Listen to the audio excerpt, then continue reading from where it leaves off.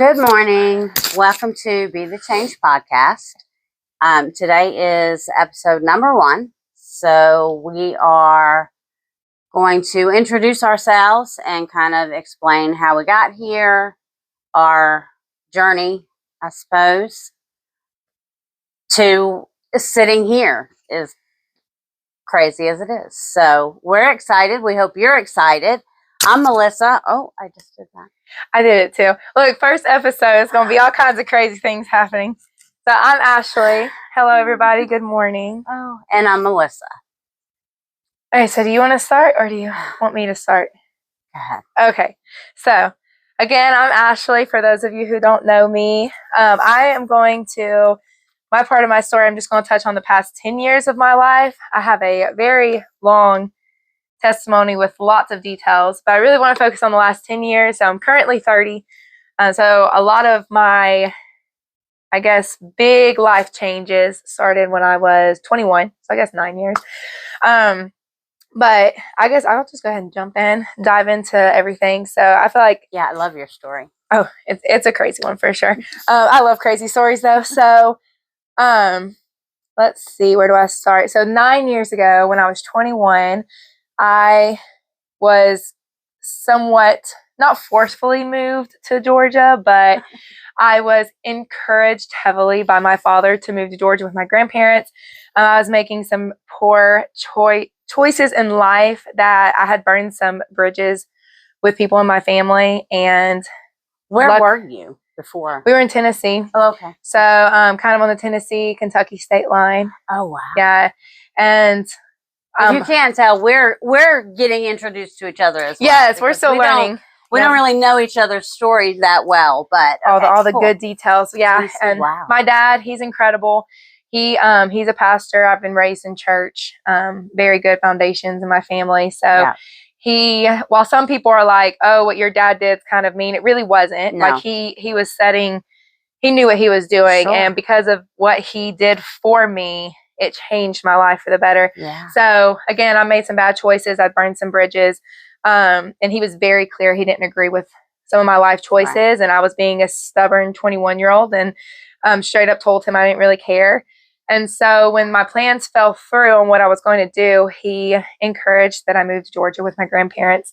Oh, and wow. So when I did, I came down and I was very lost. I just didn't really know like who I was. Yeah. Had some family down here, not just my grandparents, but like my brother and his wife. And my sister-in-law had encouraged me after a few weeks of being down in Georgia to get online and do some online dating. And wow. I was kind of hesitant about it, but she encouraged me through the whole thing. And through all that, long story short, is how I met Austin, my husband. Wow. For those of you who don't know Austin, he's great. We went on our first date to a restaurant at the Mall of Georgia. And I joke with him all the time that our first date was like a job interview. He was like, he sat and he was like, well, he's actually one of 4 siblings, but he's the middle boy. So he's kind of like, I'm the middle child. And I was like, I'm the middle child. I have an older brother and younger brother. And then we just started connecting on all these levels. It was like we were both raised in church. Both of our dads were preachers. So we kind of understood that upbringing and what comes with being like the center of attention of a church. And we both were heavily passionate about serving and doing mission work. So we just started connecting. And then if anybody knows Austin, he has a pretty like intense personality. Yes. So he was just drilling me with all this stuff. And so I was very honest with him on that date that I was I was kind of lost at the moment, searching for some stuff. And I was just very honest. I'm a very honest, like blunt person. Yeah. And so I was like, I don't know how much you really want to date me because I'm a hot mess right now. I don't even have a job.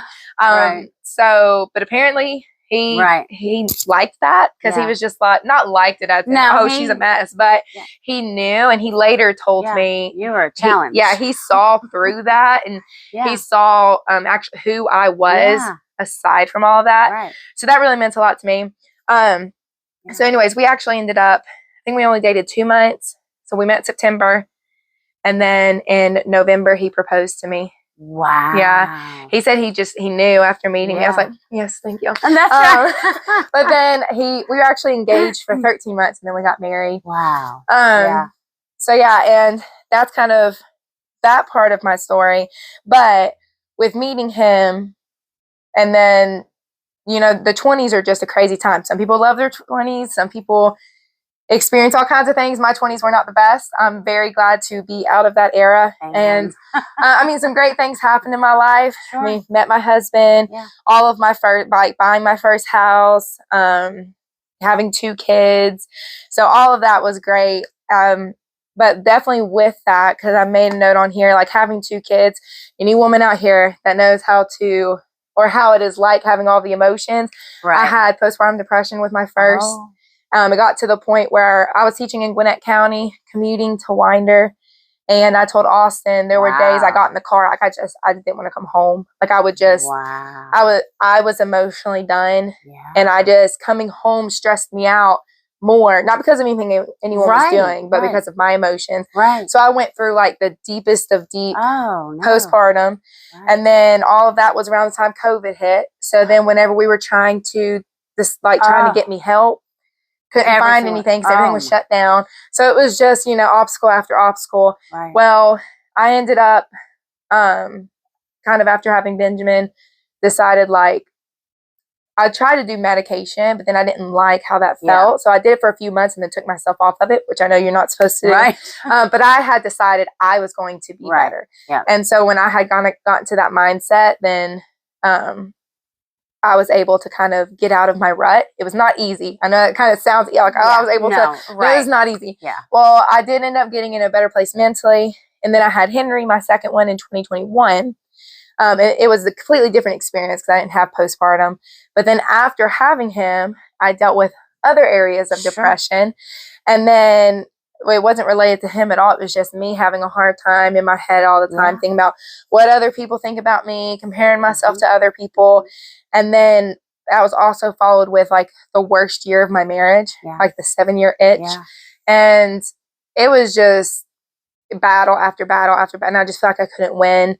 And then a couple of years ago, I actually hit my lowest low where I was like going to end it all. My parents had to get involved, thanks to Austin, because he knew it was like, and I need extra help. Yeah. And so he called my parents in, and it got to the point where it was like, do we admit her into a hospital? So it was just, I was just dealing with a lot of demons and a lot of battles in my head. And then I wish I could say I knew how I got out of that. It was a lot of prayer, a lot of surrounding myself with people that loved me and cared about me. And then it was me owning up to, I need help. Sure. And so people holding me accountable to that. And so I was just able to come out of it. And then now that I am on the other side, I'm even stronger than I feel like I've ever been in my entire life. I'm more sure of myself than I ever have been. And that's not like a cocky confidence. I know who I am through Christ. Yeah. And so it teaches you a lot. It does teach about you a lot. who you are. Yeah. Yeah. And so luckily, I guess unluckily, but luckily, lately, kind of how we came here, in the past, I would say 6 months to a year, probably more in the past 6 months. Yeah. Because you kind of know what's going on. But I've been put in some situations, I guess this past year, because this actually started last year with me teaching in public school, was by far the worst year I've had in teaching. That's right. And it was just again, I feel like my life has just been full of obstacles, but I also feel like it's God preparing me for something greater. It was falling apart. So it was falling apart. I was accused after thing after thing at work. My leadership and I mean, it was just, it was a horrible year. Sure. And so I was really feeling defeated. I got through that year, and then I thought things were looking up because I had another situation present itself to me. And then that situation started, which we can always get more into that later. But then with that situation, it started going down. It wasn't what I expected it to be. I was presented with things that I didn't agree with.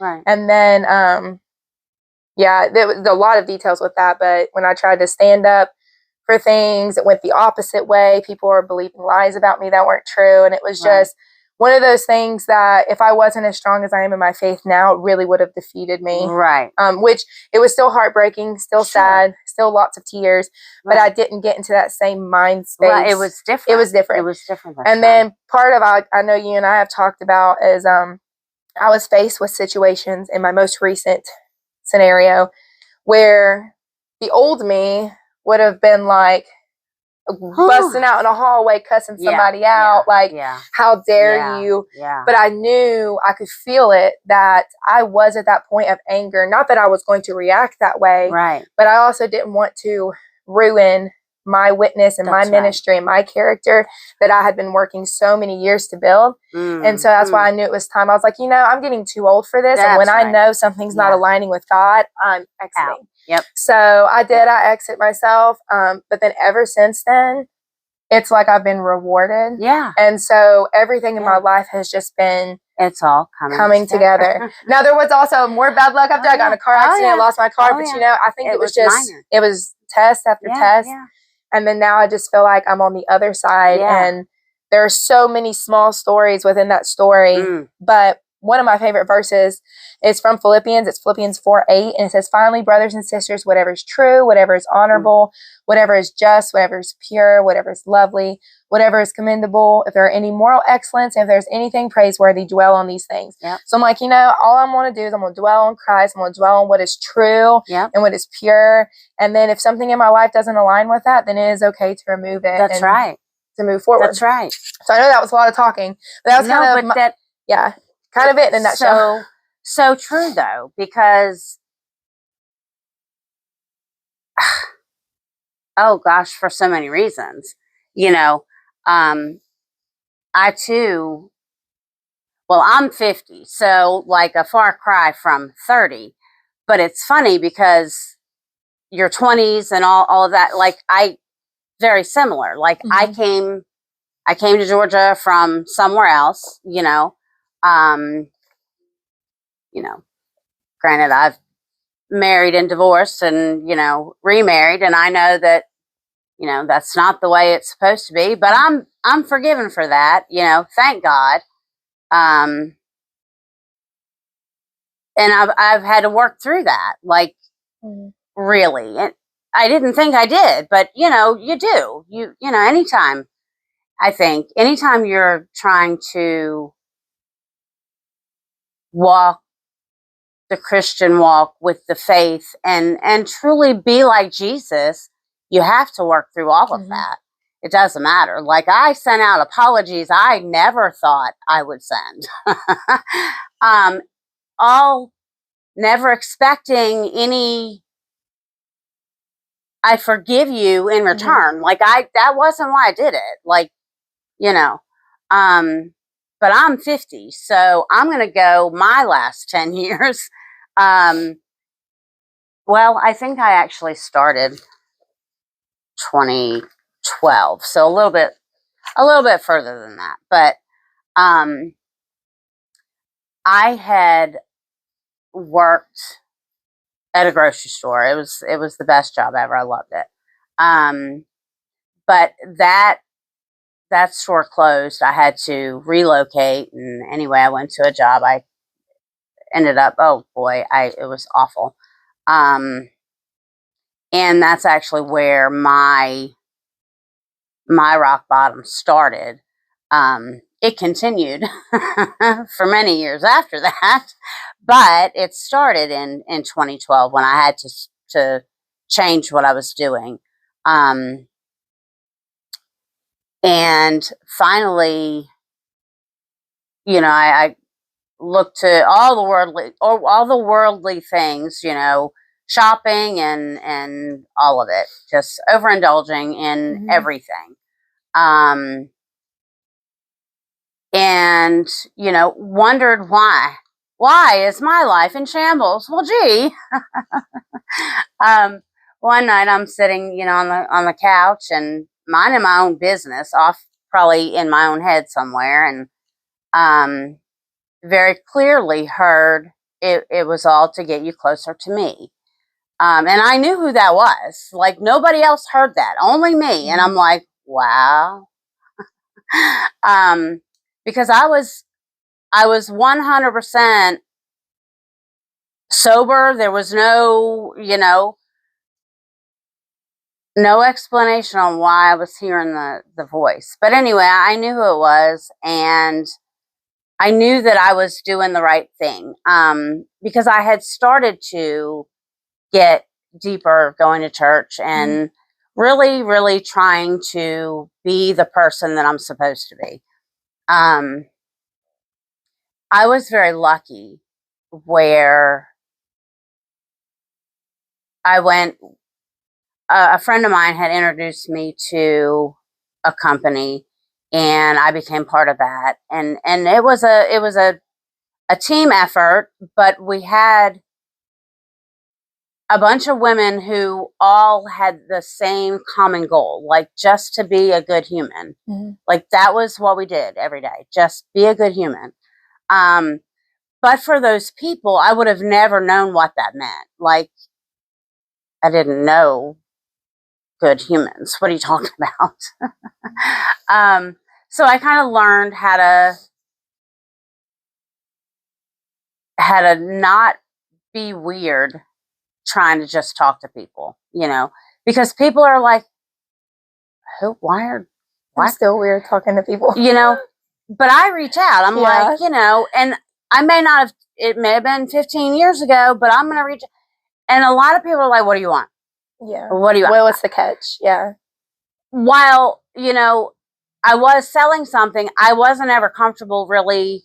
I was more comfortable just talking and praying for you, or, finding out, how are you? Like, really, how are you? Oh, great, I'm busy, but how are you doing? Yeah. And I meant it, that was what I was trying to do. I wasn't really, but I needed that to learn how to do it, how to be a good human.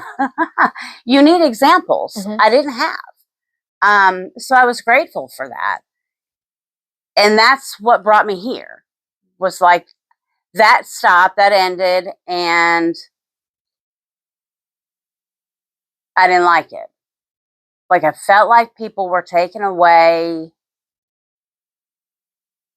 the community that we had built, where we really loved each other. We really cared. We really wanted to see each other thrive. And you look around, and where do you ever see that anywhere? Where do you see that? Yeah, People just trying to root you on. Nowhere. Yeah. Everybody's trying to stab you in the back. And I'm over that. Yeah. Like, that's not how it's supposed to be. And that's why I wanted to do this. People need people. People need Jesus. People need other people to show them what that means. Because I think there's a lot of misconceptions. I agree. And hopefully we're gonna. Yeah, and with that, so the service that Austin and I went to on Sunday, the pastor was actually talking about how people, they have created their own image of God in their head based off of people around them. Right. But that doesn't mean that that's God. Right. And how a lot of times people will use the word hypocrite. Well, church is just full of a bunch of hypocrites. And it's like, well, no, church is full of a bunch of people who make mistakes but are forgiven. And so it's just like, I feel like there's a lot of life that I'm still learning. Like, something will happen around me and I'm like, wait, why did that happen? Right. So it's just kind of like always a learning curve. I don't know. The way people react to stuff, like you and I have talked about stuff, and where you were talking about writing letters of forgiveness and stuff, I've never thought about that. And so I just feel like that's why it's important to listen to other people too, because you're learning other perspectives and other stories. And so I'm really excited about this because of the encouragement piece and lifting each other up, but also hopefully lifting other people up. Yeah. More than they think they do. I was always one that, I'll do it myself. Everything. I'll do it all myself. Because it's essentially easier to just do it all yourself. That, but too, it's a trauma response. Yeah. Like, when you've had nobody that you can count on, you end up doing it yourself. Well, I used to always say too, like, I'd rather do it myself because I don't want anybody else to have something to hold over my head. That was my trauma response, is I don't want you to have anything on me. But then I've had to learn that sometimes people just want to help you because they want Right. to help you. Right. Not everybody's trying Right. to like have something against Right. you. Yeah. Yeah. But that's hard to take. It is, because, yeah. you know, you have all of it, the trust, Mhm. my whole thing was, if you want something done right, you do it Mhm. yourself, and let's face it, even I'm not doing it right, and it took me a long time to admit Yeah. that, let me tell you, I still don't like to say it, but it's true. I don't know what I'm doing. I screwed up a lot along the way, Mhm. but I've worked really hard to fix all of that, Mhm. and that's the difference. Like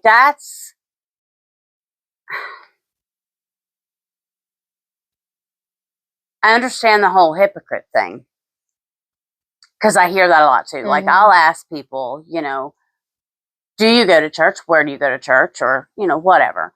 And it's no, I believe in Jesus, or whatever they may say. And, I don't go to the building because the hypocrites. Well, you know what? We are all hypocrites. However, some of us hypocrites are trying to work to not be a hypocrite. Mhm. And you don't see that very often because, I used to hear a lot the preachers saying, you are showing your neighbor who Jesus is. And I never really understood that. I'm like, what?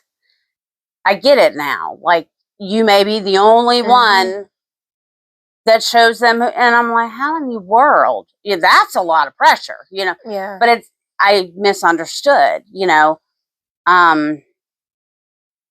I get that now, like what that means. I didn't understand that before. And I feel like if you're a Christian, that is what your job is. To show people the true Jesus. Yeah. And like how you said, it was a lot of pressure. I have to remind myself a lot of times it is a lot of pressure, but also to not put so much pressure on it because I get very anxious about stuff. So then like I try and simplify stuff in my head so I don't give myself anxiety. Yeah. But because I'm an overthinker. But what I always just try and remind myself is, Jesus was full of love. Yeah. And so if nothing else, if I start to overthink and overprocess stuff, just show love. Yeah. And it's like, just be kind, just show love. And that doesn't mean other things can't happen. Like, I think people get confused with the word hypocrite because it's like, oh, well, they called somebody out. But it's like, Jesus called people out. He told parables. He told stories. But he also loved a lot. And so I try and just remind myself, like, normally, which I actually don't today, I normally wear a WWJD bracelet, which I know was like all the rave back in like the early 2000s. But like, I don't take that for granted because if I get put in a situation, I really do think like, what would Jesus do? He would show kindness to somebody. He would show grace to somebody. And so that's just one of the things I try and implement the most in my life. Because if I just sit around and think, well, I have to be Christ-like all the time. As a human, in my human mindset, I'm like, this is like overwhelming. Really, it is very overwhelming. But I'm like, let me just, let me just simplify it and let me just love. Let me just love as much as I can love. Yeah. So, that was good. Good stuff. Well, it's life. Yeah. It is life. It is. And I feel like this is actually something I dealt with probably in about, I'm trying to think of whenever I did the rededication. It was probably like a year, not even a year ago. Whenever I had to admit to myself that life is crazy, life is messy, and that we're all human, and we do get wrapped up in things that aren't true because of the world we live in. But like, look, my pregnancy brain just but one of the things. Well, I have that too, but I'm like sitting here like, where was I going with that? Mine is the old age brain. Well, maybe if it went out of my head, it wasn't meant to be said. That's right. But later. Oh, I know what I was. There you go. What I was Don't give gonna say, up. though, Don't is give up. with the craziness of life, because I have parts of my story from when I was a teenager that Yeah. we'll get through like in other episodes, not today. But for the longest time, I didn't want to talk about things in my life, like me getting to my lowest low Yeah. and all of these places with my mind. You know, you try and hide a bunch of stuff because you don't want people to judge you. Right. And then Right. I realized how lonely that was Yeah. because I'm not connecting with anybody Yeah. and I'm keeping everything all hush hush. Well, that's where the devil wants Yes, you to be. the devil wants you to think that you're alone and everybody's going to judge you because of what you went through.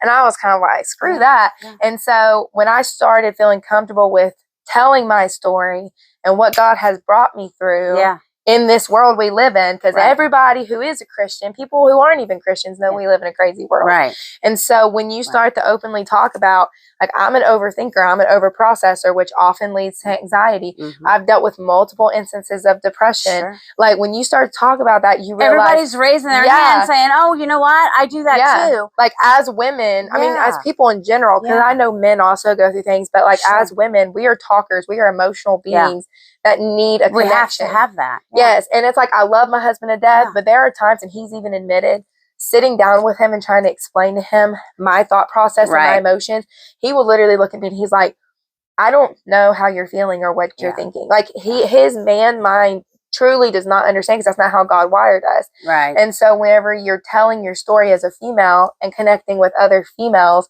and you start to realize there are connections and we can be in this community together, I just feel like that's very powerful, and that people need to stop being ashamed of what has happened. Right. Because all you can control is who you are today. That's right. You can't even control tomorrow. You might not wake up tomorrow, but what you can control is who you are and how you're thinking and feeling, like right now. Right now.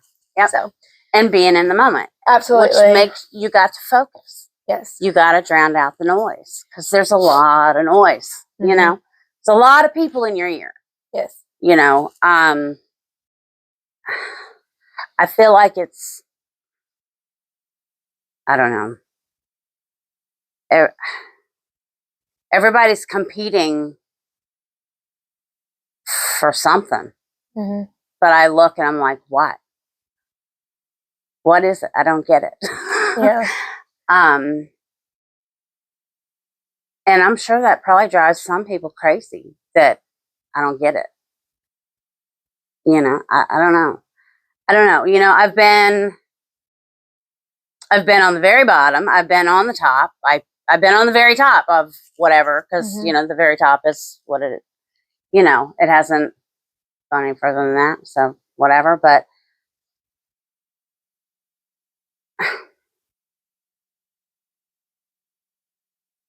for me, it doesn't matter where you're at. Like, the feeling is the same. If you're empty down here, you're going to be empty up there if you don't fill up with the right stuff along the way. And if you're full up here, you'll be full down here if you have filled up the right way. I agree. Like, I don't get it. I don't know.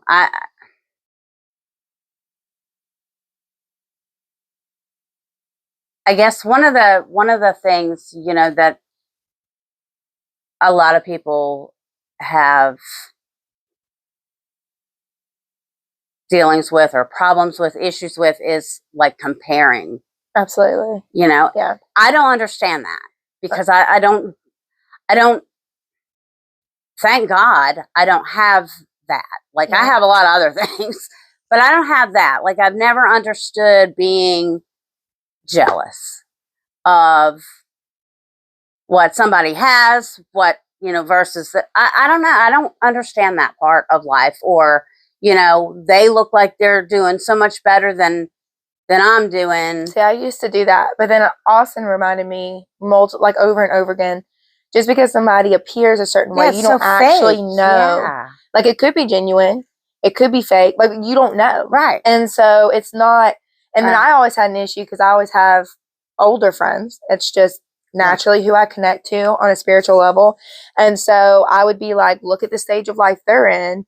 And so then I would get all bogged down. And then Austin would be like, okay, do you see that they're 15 years older than you? Like, you can't compare. So I had to do a lot of internal work of, I am where I am because this is where God wants me to be. Right. And I could only focus on me, myself, not like necessarily in a selfish way, but I had to do a lot of work because in the world we live in, you get on social media and it is this person doing, I mean, it is a lot of comparison. Life is all about like people comparing each other, keeping up with the Joneses.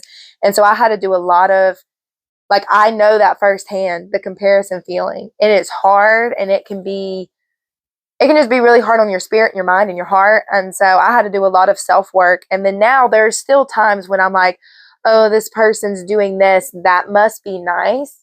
But I don't think that as in, I wish I could be doing that. Right, I'm like, good right, for them, you right. know? So, And that's where I like when you're enjoying yourself. I'm trying to celebrate other successes. Yeah. I have my own successes. You have yours. So good for you. Right. Genuinely good for you for being able to do this. And I think when you flip your mindset to be like, start looking at all the positives in your life, then that comparison piece starts to, but it is hard. It is very hard in the world we live in and seeing everybody's lives or what you assume to be. And you're right. You know, my old brain, the last thing you said, you just said it. I don't know. I don't remember what it was, but you're right. Whatever it was, I agree. I don't know. I don't know. Well, we could talk forever. Yeah. Like we sit around and talk all the time. So we are talkers. But thank you. If you made it this far in the podcast, thank you for listening. We are very much looking forward to this. We're going to be touching on many topics that'll dig deeper and deeper, and some will be a little bit more, I guess, like on a biblical, spiritual level, and then some will be more on a life level. Yeah. But we're very much looking forward to this, and I'm excited. I'm excited too. I hope everybody else is excited. Yep. Sorry if we were a little sporadic today. Again, we like to talk, so we just kind of say whatever comes to our mind, heart, spirit, soul. Sorry, I'm so weird, but all right. So thank you again. Y'all have the best day. Thank you again. If you listen to this, whatever time you listen to it, y'all have the best rest of your week, rest of your day, weekend, year. I'm like, I don't know. Well, all right. See y'all next time. Thank you.